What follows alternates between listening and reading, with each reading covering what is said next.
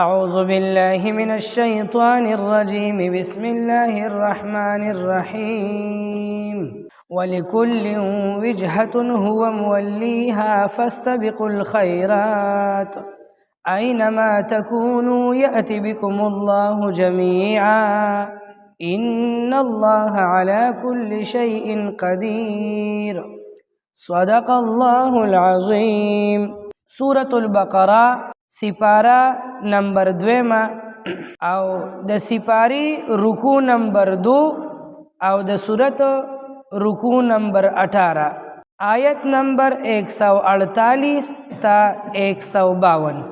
د قرآن پاک کې وګوره دا کوم ځای کې چې رکوع پوره کیږي نو دلته په دې سیټ کې لیکلي وي عین په نظر راځي کنه. په دې عین باندې 3 قسمه لیکل دی، فکر کوه. یو لیکل د دې عین د پاسه دی بره، او یو لیکل د دې عین په دامینس کې دی، او یو لیکل د دې عین نه لاندې دی. د دې عین د پاسه چې کوم لیکل دی دا د دې صورت چې کومې رکوګانې شمارل کېږي دا د هغې مقدار دی. په دې عین باندې بره وګوره 18 لیکلی دی. نو د سورة البقره د اول نه شروع شوي دی، یو رکوع شماري.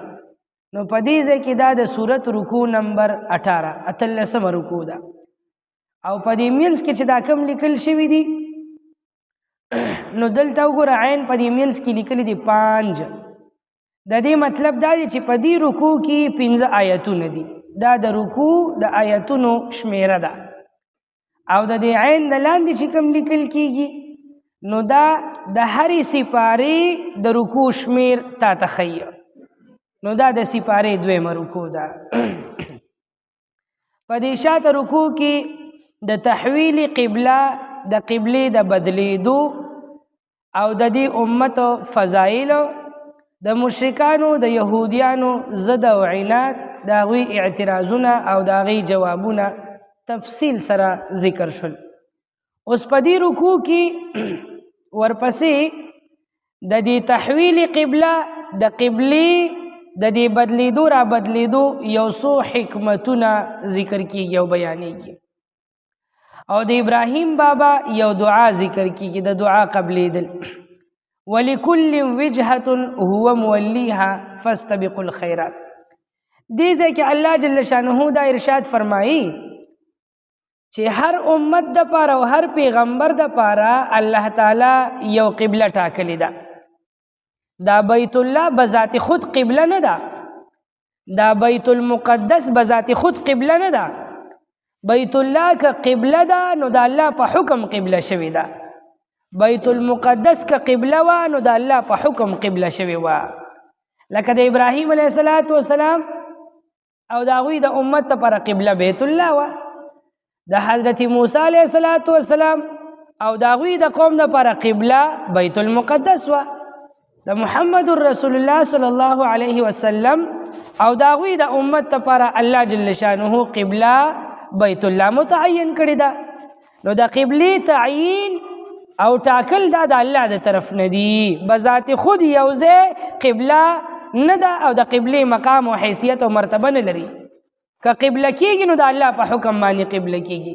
نو بیت الله د مسلمانانو دپاره د الله په حکم قبله شوی دی، او د قبلې دا بدلیدل را بدلیدل دا خو د الله په حکم باندې کېږي. نو مسلمانانو ته الله وایي ولکل وجهة، د هر چا دپاره یو طرف دی، یو اړخ دی، یو قبله ده. هو مولیها چې هغه د قبلې طرف ته مخ اړوي او عبادتونه کوي. نو تاسو د دې یهودیانو د مشرکانو سره دا جنجال پرېږدئ چې قبله بیت الله ده او که بیت المقدس دی، بس چې الله راته کوم طرف ته حکم وکړو هغه طرف ته عبادت کوئ. او اصل مقصد عبادت کول دی، اصل مقصد د الله تعالی حکم بجا راوړل او د الله په حکم عمل کول دی. نو فاستبقوا الخیرات، په نیکۍ کې د یو بل نه د مخکې کېدو کوشش وکړئ. په دې کې د یو بل نه مه مخکې کېږئ، په اعتراضونو کې او په جنجالونو کې او په غویمو کې، د دې کې د یو بل نه مه مخکې کېږئ.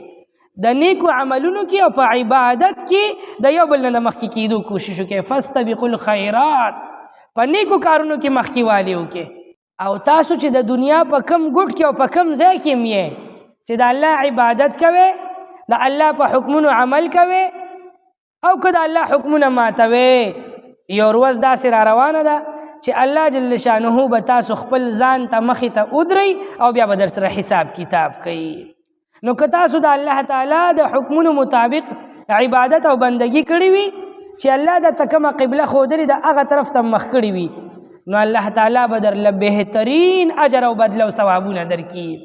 او که د الله حکمونه مات کړي وي او د خپلو خواهشاتو مطابق او د خپلې مرضۍ مطابق هم ځان له د عبادت طریقه جوړه کړي او په خپلو مرضۍ باندې لګیا یې عبادتونه کوي، د الله د حکم مطابق او د پیغمبر د طریقې مطابق عبادتونه نه کوي، نو بیا به هم الله ته مخامخ کېږي، بیا به هم الله تاسو ځان ته مخې ته ودرئ، حساب کتاب به در سره کوي. نو بیا به ستاسو په عملونو باندې ثواب خو لري خبره ده، الټه به پې درنه الله خفه شي او ناراضه به شي او عذابونه به درله درکړي. اینما تکونو کوم ځای کې چې تاسو یأتی بکم الله جمیعا الله به تاسو ټول راجمع کړي او ځان ته به مخې ته ودرئ، راژوندي به هم کړي. اشاره ده پکې د محشر میدان طرف ته. ان الله على كل شيء قدیر، او الله په هر څیز باندې قادر ذات دی. الله تاسو د دنیا د ګټ نه او د ځمکې د تل نه راویستی شي او ځان ته مخې ته ودرولی شي. نو په دې خیال کې مو اوسېږئ چې بس چې سم په زړه کې راځي او سم مرضي وي بس هغه به کوو، نه، خپله مرضي پکې نشته، د الله حکم او د پیغمبر طریقه. ومن حیث خرجت فول وجهك شطر المسجد الحرام، حضور پاک صلی الله علیه وسلم ته خطاب دی، مراد تینا ټول امت تی او تر قیامت پر راتلونکي هر مسلمان تینا مراد دی. ومن حیث خرجت، او د کم ځای نه چې ته راوځې د سفر دپاره، که په سفر کې او که په حضر کې، فول وجهك شطر المسجد الحرام، نو مخ واړوه مسجد حرام طرف ته، یعنی که ته په کلي کې او که په سفر کې، چې د دنیا په کم ګوټ کې او په کم ځای کې او د کم ځای نه هم راوځي او د عبادت او د مانځه ټیم راغی، نو عبادت او مونځ چې کوم دی دا بیت الله طرف ته کوه. وانه للحق من ربک، او یقینا چې دا بیت الله طرف ته د عبادت کولو دا حکم دا حق دی من ربک استا د رب د طرف نه. وما الله بغافل عما تعملون، او الله ستاسو د خبرونو نه ستاسو او الله تعالی ستاسو د عملونو نه بې خبره نه دی. یعنی تاسو چې د دنیا په کم ګوټ کې او په کم ځای کې مو بیت الله طرف ته مخ کوئ او عبادت کوئ، نو الله تعالی ستاسو په عملونو باندې خبردار ذات دی. الله ستاسو د عملونه ویني او د دې به درله پوره اجر او ثواب راکوي. ومن حیث خرجت فول وجهك شطر المسجد الحرام، دا دوباره حکم راغی په درې باره باندې چې ته کوم ځای نه هم ته راوځې نو مخ بیت الله طرف ته اړوه. وحيث ما كنتم فولوا وجوهكم شطره، او کوم ځای کې چې تاسو نو مخونه واړوئ بیت الله طرف ته. دلته دا بیت الله طرف ته د مخ اړولو حکم درې پیرې ذکر شو. یو خبره درې پیرې وشوله.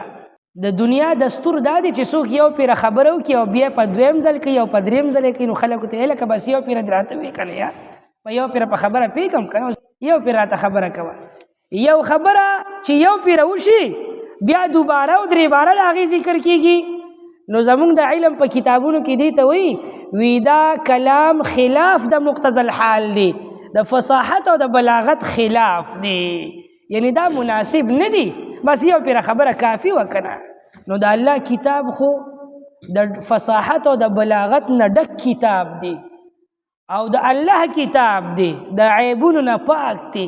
نو د الله په کلام کې دا یو خبره درې پیرې ولې ذکر شوه؟ بس یو پیره به ذکر شي وکنه. نو د دې خبرې علماو ډېر جوابونه کړي دي. یو جواب یې دا دی چې د قبلې د بدلیدو دا حکم په شرعي احکاماتو کې اولنی حکم و چې اول بیت المقدس طرف ته حکم راغی او بیا بیت الله طرف ته. دا حکم بدلیدل را بدلیدل دا اولنی په اول ځل باندې داسې حکم راغلی و. د دې نه مخکې داسې حکم د بدلیدو را بدلیدو نو راغلی. نو ممکنه ده چې صحابه کرام او مسلمانان د کافرانو د یهودیانو د اعتراضونو د وجې نه د هغوی په زړه کې هم څه شک شوبه راغلی وي او زړه یې کمزوري شوي وي، ایمان کې کمزوري راغلی وه. نو د هغه کمزورۍ د ختمولو دپاره او د صحابو د ایمان د مضبوطولو دپاره او په دې خبره کې د زور د پیدا کولو دپاره درې پیري بار بار دا خبره شوه چې ګورې بیت الله او خانه کعبه همدقه ستاسو قبله ده، بله قبله نشته. د الله د طرف نه حکم تاسو ته هم د دغې قبلې دي، همدې طرف ته به عبادت کوئ. یو حکمت او فایده پکې دا ده، او یو غټ حکمت او فایده پکې دا هم ده چې الله تعالی په دې حکم کې او بیت الله طرف ته په قبلې جوړولو کې ډیر زیات تاکید او زور پیدا کولو. یهودیان هم اعتراضونه کول او مشرکان هم اعتراضونه کول. نو کله چې په یو خبره باندې بار بار اعتراض کیږي کنه، نو سړی چې یو فیصله وکړي او په هغې باندې ډېر خلک اعتراضونه وکړي، نو دې ځان سره په سوچ کې شي یاره دا خبره به بدله کړم، داسې خبره به وکړم چې د ټولو خلکو خوښه وي. نو دې دا خبره زړه کې تاوی راتاوی. نو صحابو باندې او مسلمانانو باندې د هر طرف نه اعتراضونه کېدل چې کله بیت الله طرف ته منځونه کوي او کله بیت المقدس طرف ته. نو د صحابو په زړه کې کله کله دا خبره ورغله چې یاره بیت الله طرف ته خو حکم راغی، بیت الله قبله شوه، خو خلک اعتراضونه کوي. نو د هغوی زړه کې کیدی شي چې دا قبله واپس بدله شي او بیت المقدس شي چې د دې یهودیانو د اعتراضونه ختم شي. د هغوی په زړه کې د صحابه کرامو په زړه کې دا خبر راغله چې ممکنه ده چې داسې حکم د دې نه پس بل راشي چې هغې کې د ټولو خلکو اعتراضات ختم شي. نو الله تعالی د صحابو د زړه نه دا شک شبه د ختمولو دپاره دا حکم درې پیرې بار بار راولېږلو چې مسلمانانو ګورې دا خبره په دې زړه په سر باندې ولیکې چې ستاسو دپاره ما قبله بیت الله متعین کړی دی او بس دا حکم به اوس تر قیامته پورې وي، بدلیږي به نه. نو زړه کې سره راولې ما چې ګنې دا حکم به بدل شي په بل طرف شي، نه بس حکم راغی او د الله د طرف نه دا اټله فیصله ده تر ورځې د قیامته پورې ده. نو قبله دا به زمونږ خانه کعبه وي، بله به نه وي. یو فایده او حکمت پکې دا دی چې دا اول ځل کوم حکم نازل شو دا د حرم شریف د اوسیدونکو دپاره هغوی ته دا حکم و چې تاسو په مانځه کې قبلې ته مخ کوئ. او دا په دویم ځل چې حکم نازل شو نو دا په دویم ځل حکم د تمام مکی اوسیدونکو خلکو ته، او دا په دریم ځل چې حکم نازل شو نو دا د تمامي دنیا تمام مسلمانانو دپاره نازل شو. او د دین علاوه پکې علماء بیا ډېرې خبرې ذکر کړي دي، ډېرې فایدې او حکمتونه ذکر کړي دي. لئلا یکون للناس علیکم حجة، الله تعالی حکم راولېږو چې بیت الله طرف ته منځونه او عبادت کوئ چې په تاسو باندې د چا حجت او دلیل او اعتراض پاتې نشي. دا کم یو اعتراض یا کم یو دلیل یا څه حجت؟ یادو ساته په تورات کې د حضور پاک صلی الله علیه وسلم په نومونو کې یو نوم نبی ذل قبلتین ذکر شوی دی چې د آخر زمانه پیغمبر به دوو قبلو والا وي. نو په دې قبلې بدلیدو لا بدلیدو کې حکمت داو که چېرته الله تعالی بیت المقدس طرف ته د اوړېدو حکم نو کړی، د عبادت حکم نو کړی، نو دی یهودیانو اهل کتاب او بیا په پیغمبر علیه الصلاۃ والسلام باندې دا اعتراض کولو چې زمونږ په کتاب کې خو د پیغمبر دا صفت ذکر شوی دی چې دا به دوو قبلو والا وي او دی خو صرف بیت الله ته مونځ کوي، بیت المقدس طرف ته مونځ ولې نه کوي؟ نو بیا به هغوی اعتراض کولو او د هغوی دپاره به حجت او دلیل قایم شوی چې دا د آخر زمانې پیغمبر نه دی. یو او که چېرته د بیت المقدس نه واپس بیت الله طرف ته د اوړېدو حکم نو راغلی نو بیا به اهل کتابو ته د اعتراض موقع په لاس ورغلی وه او هغوی به ویلو چې زمونږ په کتاب کې خو یې دا لیکلي دي چې د هغه پیغمبر به اصل قبله بیت الله وي، نو دی خو بیت المقدس طرف ته عبادتونه مونځ نه کوي، بیت الله طرف ته ولې مونځ نه کوي؟ نو دلته الله جل شانه ارشاد فرمای چې تاسو په عبادت کې بیت الله طرف ته مخ کې چې ارزه کې د دې دپاره چې په تاسو باندې د چا حجت او دلیل پاتې نشي. الا الذين ظلموا منهم، مگر هغه خلک چې ظالمان دي.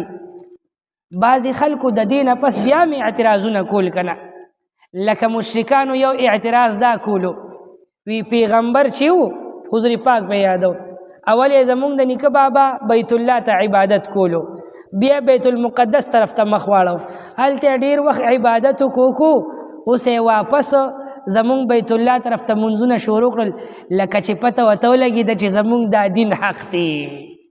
پته ورته ولګېده چې زمونږ دا کعبه د نیکه بابا د ابراهیم بابا دا خو هغې وي چې دا زمونږ قبله ده که نه او دا خو زمونږ نیکه بابا جوړه کړې ده. نو مشرکانو به وي دې پیغمبر ته اوس پته لکه چې ولګېده چې زمونږ دا قبله حق ده، نو واپس یې ځکه دې خوا مونځونه شروع کړل. د الله هغه حکم ته به یې نه کتل، دا قسمه اعتراض به یې کولو.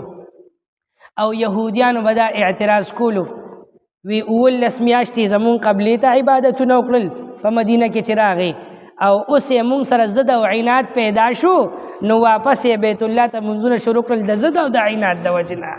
یعنی د دې نه پس هم دې ظالمانو او دې ناانصافه خلکو حضور پاک معاف نه کو او صحابه یې معاف نه کړل.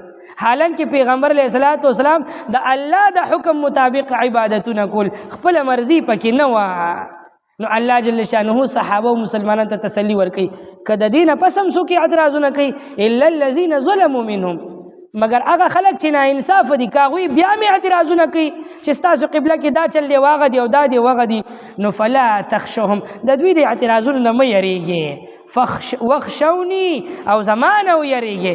الله وایي چې ما درته حکم کړی دی د دې تابعداره جوړ شئ، د خلکو د اعتراضونو پروا مه ساتئ، د ټولې دنیا د اعتراضونو پروا مه ساتئ.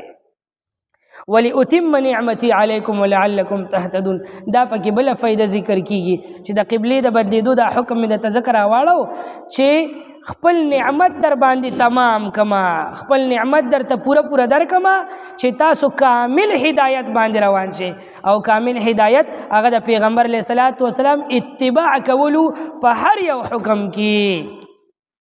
کما ارسلنا فیکم رسولا منکم، په دې آیات کې د ابراهیم علیه الصلاۃ والسلام هغه دویمه دعا ذکر کیږي. که تاسو ته یاد شي د دې اولی سپارې په آخر کې ابراهیم علیه الصلاۃ والسلام 6 دعاګانې کړې وي. په هغې کې یو دعا دا وه چې یا الله دا ځای د امن خار جوړ کا، هغه دعا یې هلته قبوله کړې وه.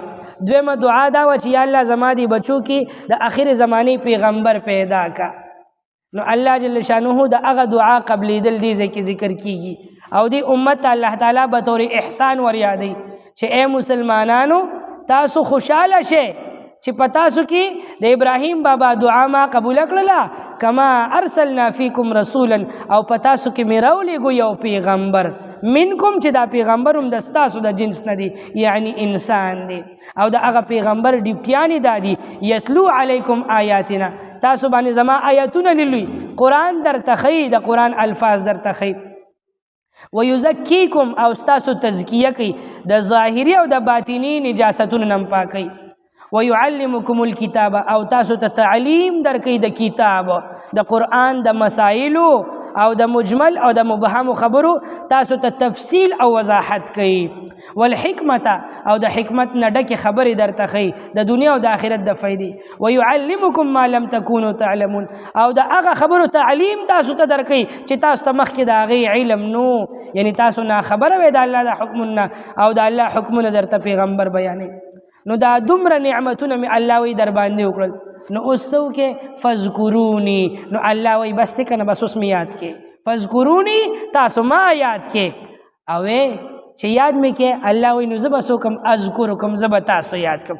تاسو ما یادوئ په ذکر او په عبادت سره، زه به تاسو یادوم په ثوابونو او په نعمتونو سره. وشکروا لی، او زما شکریه ادا کړئ چې دا دومره نعمتونه مې در باندې وکړل، او د ابراهیم بابا دعاګانې مې در قبول کړي، دومره لوی پیغمبر مې در کې پیدا کو، دومره لوی عظیم شان قرآن کتاب مې در ته نازل کو، نو اوس زما شکریه ادا کړئ. ولا تکفرون، او زما ناشکري مه کوئ. نو مسلمان به همیشه ذکر کوي، ښه په ناسته، په ولاړه، په ګرځېدو، په هر حالت کې به د الله په ذکر کې مشغول اوسئ. حضرت عثمان رحمت الله علیه یو بزرګ تیر شوي دي، هغه به وی ما ته دا پته لګي چې ما الله کله یادوي، چې ما الله کله یادوي. نو چا ورته وی حضرت داسې مه وایه چې ما ته دا پته لګي چې ما الله کله یادوي، داسې وایه چې ما ته دا پته لګي چې زه الله کله یادوم. بنده چې د الله ذکر کوي نو پته ورته نه لګي چې زه الله یادوم، الله الله کوم، نه وي داسې نه وي زه داسې وایم چې ما ته دا پته لګي چې الله ما کله یادوي. نو وی حضرت د دې څه مطلب؟ وی د دې دغه مطلب دی. کله دی آیات ته وګوره، الله وی فذکروني، تاسو ما یاد کې اذکرکم زب تاسو یادوم. نو زه چې تسبیح راوالم او الله یادوم نو الله خو د وعدې خلاف ورزي نه کوي چې زه الله یادوم نو الله خو به ما خامخا یادوي. نو ما ته دا پته لګي چې الله ما کله یادي. نو مسلمان ځان داسې جوړ کړه، ځان داسې جوړ کړه چې شپه او ورځ د الله په ذکر او په عبادت کې مشغول اوسې چې تا الله په ذکر یادې او الله تعالی دې د فرشتو په مجلس کې په نعمتونو باندې او په ثوابونو باندې یادوي. ولکل وجهة او د هر چا د پاره یو طرف دی، یو اړخ دی، یو قبله ده هو مولیها چې هغې طرف ته مخ اړونکي دي. فاستبقوا الخیرات نو بس تاسو مخکې والي وکړئ د یو بل نه په نیکو کې. اینما تکونو هر چرته چې تاسو یأتی بکم الله جمیعا الله تعالی براولی تاسو لرا ټول پټولا. ان الله بیشک الله تعالی علی کل شیء قدیر په هر سیز باندې قادر ذات دی. ومن حیث خرجت او د کم زینم چې راوزی تو فولی وجهک نو بس واړه وخپل مخ لره شطر المسجد الحرام په طرف د مسجد حرام. وانه للحق او یقینا چې دی بیت الله طرف ته مخ اړول حق دی من ربک د طرف د رب دستا. وما الله او ندی الله تعالی بغافل خبر عما تعملون د هغه زنا چې تاسو کوي. ومن حيث خرجت او د کم زینم چې راوزی ته فولي وجهك نو بس واړه وخپل مخ لره شطر المسجد الحرام په طرف د مسجد حرام. وحيث ما كنتم او هر چرته چې تاسو وحيث ما كنتم او کم ځای کې چې تاسو فولوا وجوهکم نو بس واړوي مخونه خپل شطره په طرف د مسجد حرام. لئلا یکون د پاره د دې چې پاتې نشي للناس د خلکو د پاره علیکم پتا سبانی حجت س دلیل س اعتراض س حجت الا الذين مگر هغه خلک ظلموا چې ظلم یې کړی دي منهم د دیونه د دې کافرانو او د اهل کتابونه. فلا تخشوهم نو بس تاسو مه یریږئ د هغوی نه وخشوني او ویریږئ زمانه ولاتم نعمتي او د پاره د دې چې زه پوره کړم خپل نعمت علیکم په تاسو باندې ولعلکم تهتدون او د پاره د دې چې شئ تاسو په کامل هدایت باندې.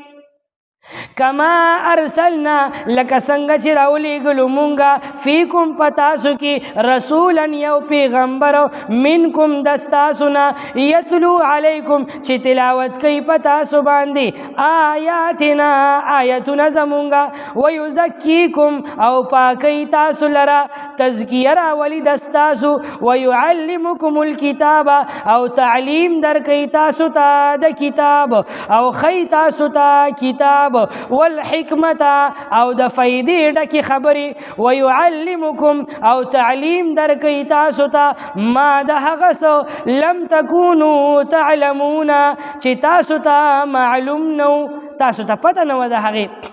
فذکرونی نو بس تاسو ما یاد کې اذکرکم زه به تاسو یاد کم وشکرولی او زما شکریا ادا کې زما شکر ادا کې ولا تکفرون او زما نا شکری مکوي. سبحان ربك رب العزة عما يصفون وسلام على المرسلين والحمد لله رب العالمين برحمتك يا أرحم الراحمين.